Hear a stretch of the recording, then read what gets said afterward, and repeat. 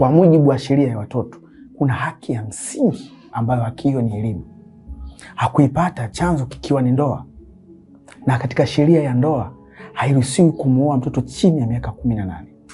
Sheria hiyo hiyo kifungu namba 17 kinaruhusu binti miaka 17 aolewe kwa idhini ya baba yake mzazi au mama yake mzazi, na ikitokea wote hawapo, wamefariki, basi hapo binti sheria inamlinda kwamba yuko tayari kuolewa, hakuna kipingamizi.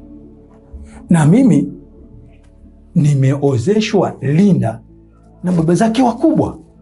Sasa mimi hapa naitafuta sababu au kesi ya msingi ambayo nimeletwa hapa mimi kuijibu, alafu mnileta hapa katika chumba chenye kiza na joto jingi. Naona nasumbuka tu hapa, nasumbuka. Hakuna mimi chochote cha kujibu. Kosa langu mimi nini hapa? Kuna ripoti ya daktari inasema mwili wa Linda ulikuwa na makovu ambayo yamezungumziwa kwenye video, vipigo, manyanyaso aliyopitia ndani ya miaka 10 ya ndoa yake. Na kwenye maelezo yako yanasema alijinyonga kwa sababu ya usaliti wa ndoa yake. Kweli. Kweli kabisa. Sasa unaanza kuukaribia ukweli.